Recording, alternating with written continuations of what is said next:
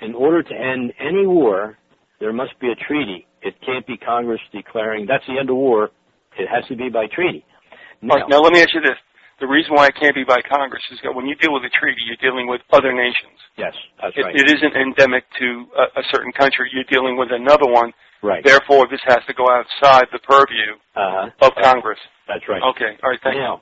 Now, what happened was, when another nation, when either of the two nations create a war, that eliminates all treaties that proceeded right after the war, the first war. Okay. All right? So that meant the Treaty of 1783 is nulled. The Treaty of 1792 was nulled. And what does it revert back to? It reverts back to the Declaration of Rights of Virginia of 1603. Okay. And that means it puts everybody back to under British rule. It's British soil, and that's it. It's done. Okay, so then we just got something in the chat room saying 1783 was the first one, but what you just said was that was vitiated by the war nothing else by 1812. Right. So we're all a bunch of serfs now going back to 1603. Yeah, and that's why they had the Treaty of Verona in 1822. Well, that's another interesting situation. Oh, yeah. And I would say everybody should get the Treaty of Verona, and it was a secret treaty. It's no secret any longer. But I do have it in here. I don't have it at hand to read on it, but the Pope controls everything in the Treaty of Verona. Well, that's when they turned around and said, listen, we don't like this Republican spirit of nations, and we're not going to let this go on any longer. Right. Now, I will say this. The Vatican did not inject itself into that treaty. However, that was obviously a conference that was held in Verona. Well, it was because, you see, it says the Holy Roman Empire. Who was the head of the Holy Roman Empire? The Vatican. Yeah, but it's easy to say, look, this happened in Verona, it didn't happen in Rome. Oh, yeah, that's right. Yeah. All right. So would I say that little what would I want to call it? A misnomer? No, it's a little misdirection. Yeah, a little misdirection. I'm looking for a more erudite word, and of course I'm not going to come up with that. But I think that was a deliberate kind of bending away.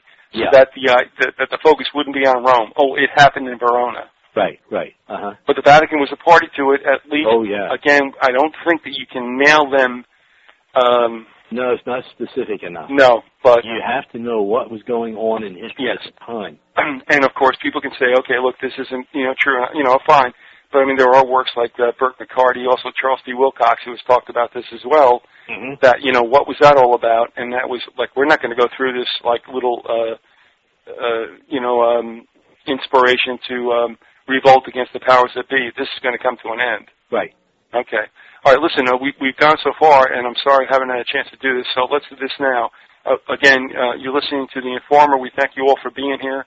Big Jim, we thank you for producing this. And I-Man, you have some books out there. What is the deal if people want to get their hands on them? Okay, well, I figured, being holidays and everything being like it is, that nobody has any money. Yeah. That I would take the Which One Are You book, the Big Lie 3 book, and the New History of America, and I'd make the first two $45 each, and the New History of America $25. And shipping is included in that. You don't have to pay shipping. All right. And the new book I'm coming out with, I don't know when it will be out. I'm working on it right now. I don't know how. I'm up to 19 pages. I don't know how many more pages it will take. You'll be all right. And I'm going to try to see if I can get an arrangement out to keep the book somewhere between $10 and $15. Well, that's pretty fair. Okay. And but don't hold me to that because, like I say, I've got a lot more. And this goes into how the Crown dictated to the United States, to the framers, what to put in the Constitution, and that it was a sub-corporation of the Crown, and it goes back to the British Board of Trade that was instrumental in doing everything. And everybody says, well, what's the British Board of Trade got to do with it? Well, let me tell you. Yeah. I went in and I got it out of the UK History Library, believe it or not. And where did you find this? I found it online. Really? Okay. Yep. And I didn't think I would, but it's the Council of Trade and Plantations, 1696 to 1782. And it said the Council of Foreign Trade and Foreign Plantations of 1696 was appointed by the Crown by commission under the Great Seal. It was composed of various unsalaried ex officio commissioners who were not expected to attend the board regularly.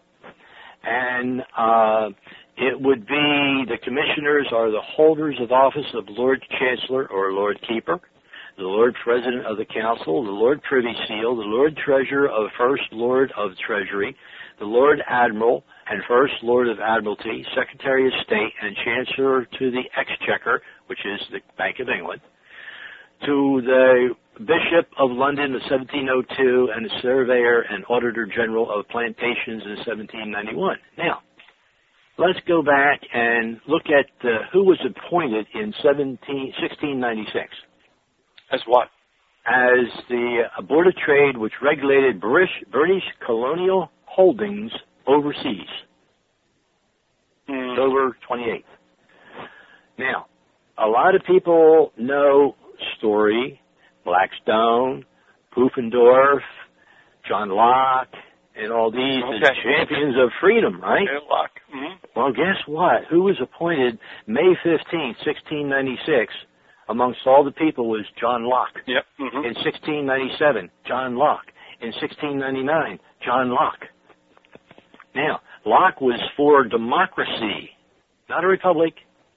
And in fact, it was on the British Board of Trade that dictated to the colonies that they were to use no paper, only gold and silver, so the Crown could better control the people in the colonies. And Locke was even appointed to the British Board of Trade to suggest this. Locke was appointed to the Board of Trade and instrumental in the Act of 1751 that forbid the colonies to use anything but gold and silver, and they could not install a banking system, and forbid the colonies to use paper money as they had done. So in other words, John Locke, who was supposed to be this person that was so champion of freedom and stuff, he was just the opposite. But in fact, what happened was Locke was for the Crown, not the people, despite what he wrote. And in fact, Ben Franklin, was charged to answer the British Board of Trade. And I'll read you a direct quote right out of Franklin's speech to the British Board of Trade, okay? And it says, this is on his decree that they could only use gold and silver. Right. Here's a quote. To the contrary, paper money that served as a medium of exchange and credit had made possible for the growth of the colonies and their trade that had profited England by providing greater facility and convenience in trade than does barter, and was the only alternate in the face of the shortage of British coins. End quote. Mm-hmm. Now, that shows the con job, which I call the Constitution. Everybody calls it the Constitution. I call it a con job. It was to sell out of the people as it was written by the Crown, and the framers were nothing but puppets. And the reason why is because the Crown said, okay, we're going to run a blockade against you in America because you have no navy, you have no army, we control the seas, and we'll run a blockade, and we will confiscate every piece of property in England and Europe that you own. And you will be destitute in your own little world over there, and we will finally rule you again. So what you're saying, though, is that England said, okay, we don't have to fight anymore, we don't have to shed any blood, we don't have to pay mercenaries to come over and do our stuff. That's right. We're going to grab you by the financial short hairs, and either you wake up or, but really they didn't have to invade. It was all about finances. That's all it was. And what you're saying is also, and of course it is there in the record, we're going to talk about some of the sources of information that everybody can look toward. Oh, yeah. They can go and pick this up in, not that particular thing that I had. No, But the very beginning of it is the quote. Yeah, that is from. Just go online and go to the UK. What the heck is it? The British Board of Trade.